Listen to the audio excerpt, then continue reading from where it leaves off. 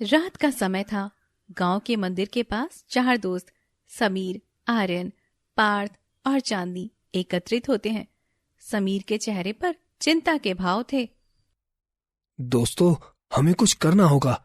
हमारे गांव में हो रही रहस्यमय घटनाओं का हल हमें ही निकालना होगा। बिल्कुल सही कहा समीर। पिछले कुछ दिनों से लोग गायब हो रहे हैं। खेतों में अजीब आवाजें सुनाई दे रही हैं और मंदिर में भी कुछ गड़बड़ हो रही है। बड़े बूढ़े कहते हैं कि ये शापित जंगल की आत्माओं का काम है, लेकिन मुझे लगता है कि ये किसी इंसान की ही चाल है। हमें बिना देर किए पता लगाना होगा। अगर हम कुछ नहीं करेंगे तो पूरा गांव खतरे में आ सकता है। चारों दोस्त गांव के मुखिया से मिलने जाते हैं। बच्चों, मैं भी बहुत चिंतित हूँ। कई वर्षों से ये गांव सुरक्षित था, लेकिन अब अंधेरा हमारी ओर बढ़ रहा है। मुझे लगता है कि इस सब का संबंध पुराने किले से है। वहां आज तक जो कोई भी गया है, कभी वापस लौट कर नहीं आया है। हम उस किले की जांच करेंगे। हमें बस आपका आशीर्वाद चाहिए। मुखिया बाबा चारों को आशीर्वाद देते हैं। चारों दोस्त अपने अपने हथियार और मशाल लेकर जंगल की ओर निकल पड़ते हैं। रात घनी हो चुकी थी। जंगल के अंदर अजीब अजीब आवाजें आ रही थी। ऐसा भयानक माहौल था कि इन चारों को भी आगे बढ़ते हुए डर लग रहा था। चारों धीरे धीरे किले की ओर बढ़ते हैं। यहां कुछ तो अजीब है। पेड़ पौधे भी अजीब तरीके से हिल रहे हैं। मुझे तो लग रहा है कि ये पेड़ पौधे हवा से ही हिल रहे हैं। तुम बस ऐसे ही ये सब सोच रहे हो। पर मुझे तो ये किसी जाल की तरह लग रहा है। हमें बहुत सावधानी से आगे बढ़ना होगा। अचानक एक जोरदार आवाज आती है और सामने से एक छायादार आकृति प्रकट होती है। चारों दोस्त घबरा जाते हैं। तुम यहाँ क्या कर रहे हो? ये जंगल तुम्हारे लिए नहीं है। हम अपने गांव को बचाने आए हैं। हम डरने वालों में से नहीं हैं। अचानक आकृति गायब हो जाती है और चारों तेजी से किले की ओर दौड़ पड़ते हैं। रास्ते में एक विशाल गड्ढा आ जाता है, जिसके पार जाने के लिए उन्हें एक पुल खोजना पड़ता है। वे एक टूटी हुई लकड़ी का पुल देखते हैं और सावधानी से उसे पार करते हैं, लेकिन पार्थ का पैर फिसल जाता है। पकड़ो मेरा हाथ। समीर और आर्यन उसे बचाने के लिए झुकते हैं और बड़ी मुश्किल से उसे ऊपर खींच लेते हैं। वे आगे बढ़ते हैं और किले के विशाल द्वार तक पहुंच जाते हैं। वह द्वार बहुत बड़ा था और ऐसा लग रहा था कि मानो वो कई सालों से बिल्कुल भी ना खुला हो। चारों दोस्तों ने जोर लगाकर उस दरवाजे को खोला और फिर उस दरवाजे से होते हुए किले के अंदर आ गए। किले में घुसते ही चारों देखते हैं कि अंदर कुछ अजीब से संकेत लिखे हुए थे। दीवारों पर कुछ प्राचीन लिपियां उकेरी हुई थी। ये शिलालेख किसी रहस्य की ओर इशारा कर रहे हैं। शायद यहां कोई खजाना या गुप्त शक्ति छिपी है, जिसे हमें ढूंढना होगा। ये भी हो सकता है कि गांव को नष्ट करने की योजना यहीं बनाई जा रही हो। हमें सावधान रहना होगा। अचानक पार्थ को दीवार के पीछे एक गुप्त द्वार दिखाई देता है।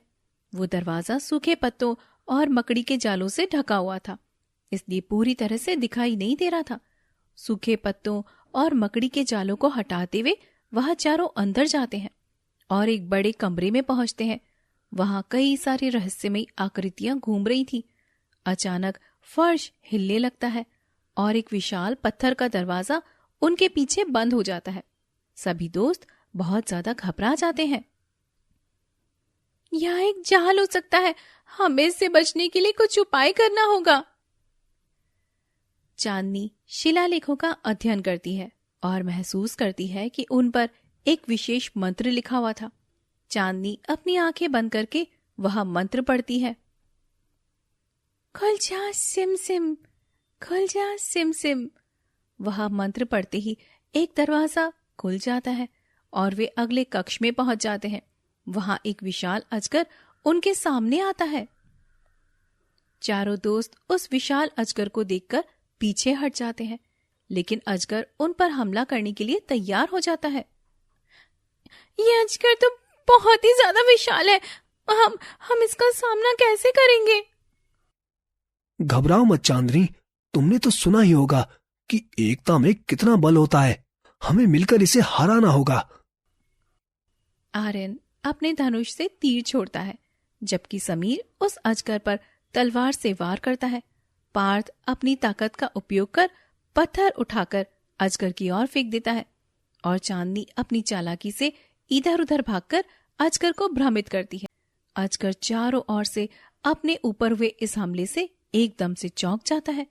इसका फायदा उठाते हुए सभी दोस्त लगातार उस पर हमला करते रहते हैं।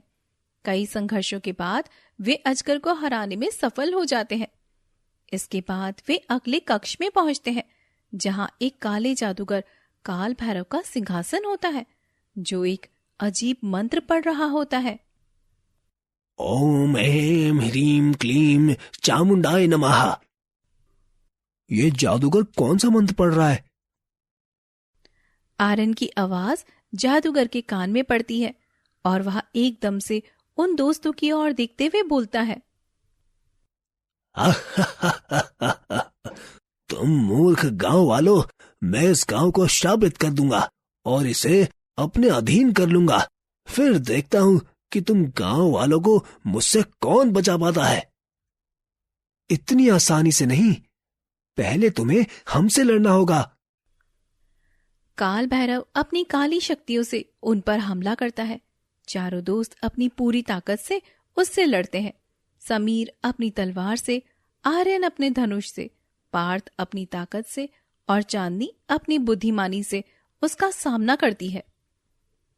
लड़ाई के दौरान चांदनी को दीवार पर लिखा एक मंत्र दिखाई देता है। वह जोर से मंत्र पढ़ती है, जिससे जादूगर की शक्ति कमजोर पड़ने लगती है। ओम दुंग दुर्गाय नमः, ओम दुंग दुर्गाय नमः। नहीं, ये कैसे संभव है? अब तुम्हारा खेल खत्म। समीर अंतिम वार करता है और जादूगर हमेशा के लिए समाप्त हो जाता है। किले में छिपी सारी काली शक्तियां खत्म हो जाती हैं और गांव पर छाया संकट टल जाता है।